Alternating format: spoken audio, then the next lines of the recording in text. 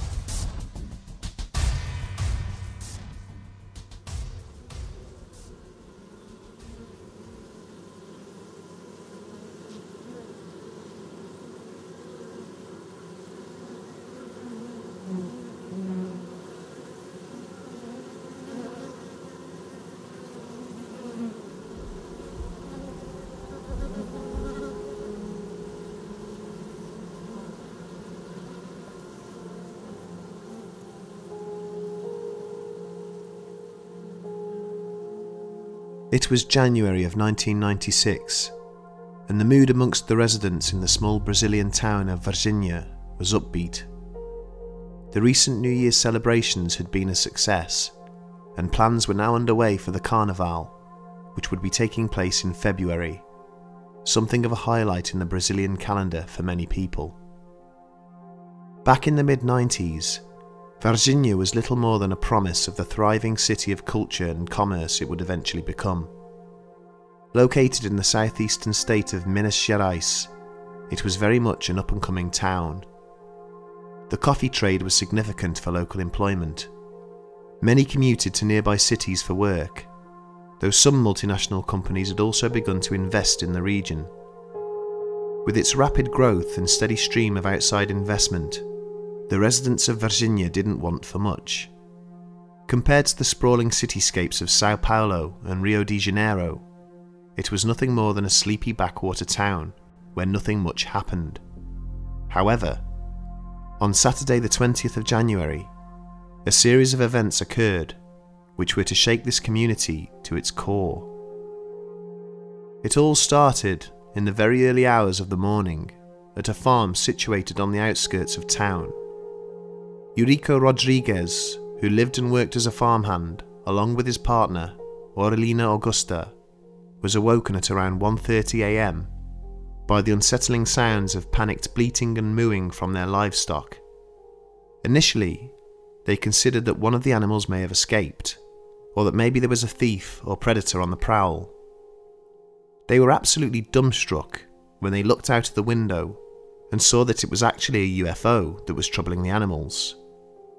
The description given for the strange craft was a grey submarine-like object in the sky, about the size of a small bus.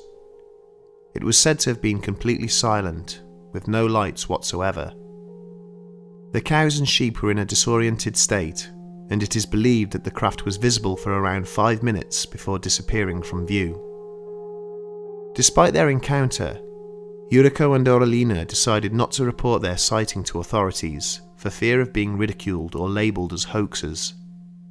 Unknown to them at the time, the ramifications of what they had just witnessed would not hit home until a few days later, when they read reports of possible UFO activity and even alien sightings in and around the town in the local press. One of these accounts would stand out amongst all others, and came from a pair of sisters who lived with their mother in the hilly suburban outskirts of town.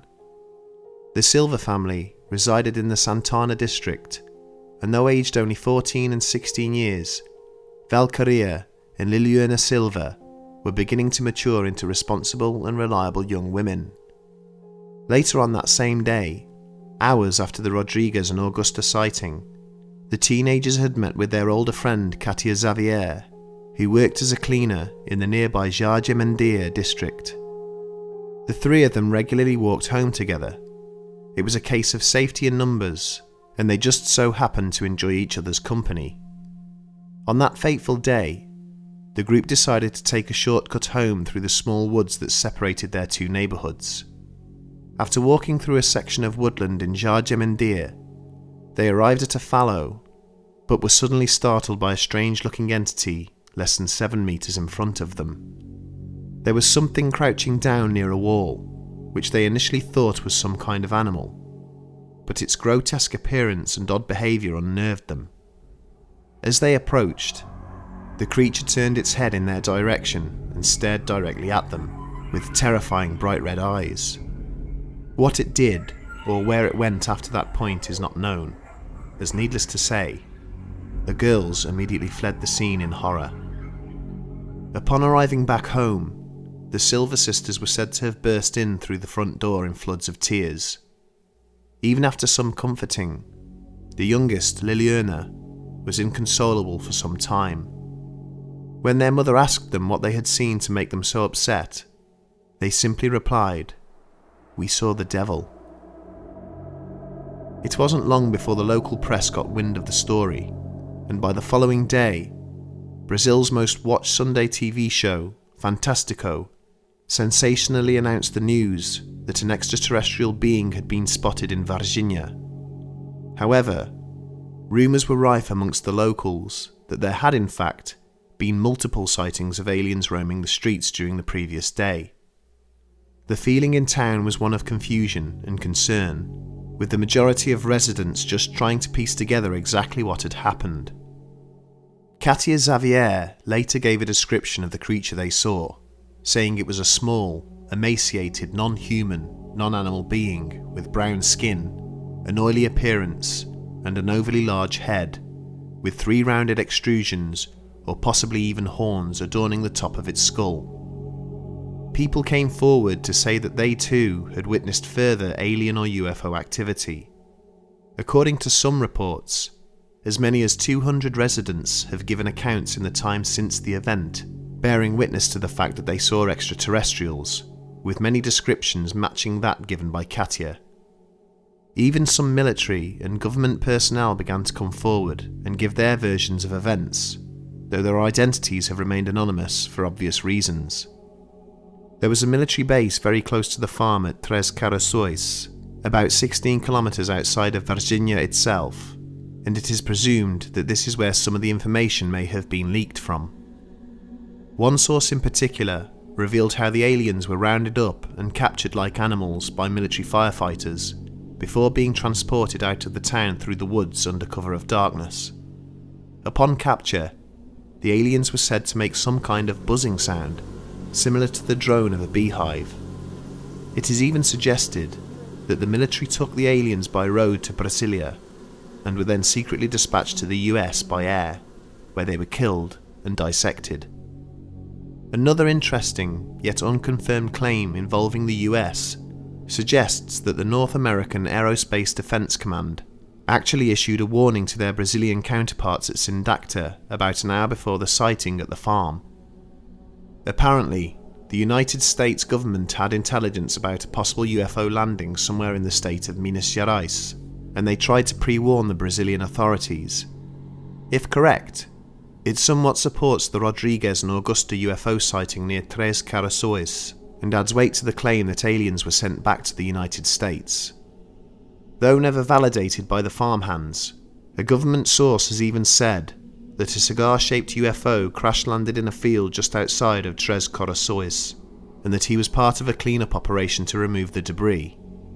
A crash certainly seems a more plausible explanation as to why extraterrestrials were seen roaming the countryside, rather than for a UFO to have simply dropped them off and left them behind. Of course, most of these reports are unconfirmed, and it is difficult to discern between what is true and what is fabricated. After all, many eyewitnesses only came forward after the televised report of the sighting by the 3 young women. Were they all simply jumping on the bandwagon for financial gain? Or did a UFO land, or possibly even crash in Varginha during the night? Perhaps best placed to answer this question is Ubirajara Rodrigues, a resident of Varginha in 1996, and coincidentally, a part-time ufologist. He has worked hard on this case, looking for new leads and visiting suspected hotspots across the city. Working with Vittorio Paccaccini from nearby Belo Horizonte, the pair have garnered valuable insight from key witnesses, including Katia Xavier and the Silva family. It transpires that in February of 1996, a couple of weeks after the alien sighting, the Silva family received an unexpected visit from 4 men in dark suits. The girl's mother, Luisa, arrived home to find the men already at the property and in conversation with her daughters. They asked the girls if they were willing to deny their sighting of the alien. The men offered a large cash sum, but left without identifying themselves. Could the famed men in black have been involved in this case? It would certainly seem so if Luisa's story is to be believed. But given their somewhat fleeting and relatively unnoticed appearance, what was their role, and just how deep did their involvement in this case go? Were they even part of a government investigation, or something far more sinister? Much of Rodriguez's early work questions how the aliens were able to travel around the city, how they were then captured by the military and disposed of without there being a public outcry. His conclusions are that whilst many people claim to have seen aliens and others saw the military presence, no one saw any events that took place between the two. Indeed, some criticism has been levelled at Rodriguez's work. He previously claimed that the alien autopsies were carried out by Dr. Badan Palares. Nonetheless, Palares himself publicly denied any involvement in the affair in 2012. As for some people testifying that they had seen firefighters assisting in the capture of the aliens, it is important to consider that, like many countries, both the fire service and the police in Brazil are an extension of the military. Specially trained firefighters may have been used. However, despite compelling testimony from residents, a wealth of international attention and even endorsement from the city council, the Brazilian government maintains that it did not facilitate the capture of extraterrestrial entities. But then, of course it would, given the potential ramifications of admitting such a thing. So, if no supernatural incident took place, and this is all merely the product of hysteria, hearsay and conjecture, what was it that the girls saw in the woods that day? Katia and the Silva sisters have remained steadfast in their recollection of events, and it has to be said that their account seems genuine, and the manner in which they tell their story is very convincing. When revisiting the area of woodland with Rodriguez in 2003, the women were said to be visibly upset. But if the official reports are to be believed, the creature they saw was nothing more than a case of mistaken identity. It may sound callous, but the theory goes that the young women were simply spooked by a deformed and malnourished homeless man. The disproportionately thin body given to the description of the alien tallies with this notion, and it is thought that the brown skin may come from the individual either being covered in mud or the result of too much exposure to the sun over time. Internet sources vary greatly as to the homeless man's name, from Little Louis to Mugino, with some sources even claiming to have photographs of this man. For some, questions remain as to what extent it is by design rather than default that the city of Varginha has been able to benefit so greatly from the supposed arrival of otherworldly beings. The event has assisted in the city's sustained growth and prosperity, helping a small town become a vibrant commercial and cultural centre. And it's easy to see why many people view the events of the 20th of January 1996 with such scepticism, purporting that they were well-orchestrated hoaxes engineered towards that goal.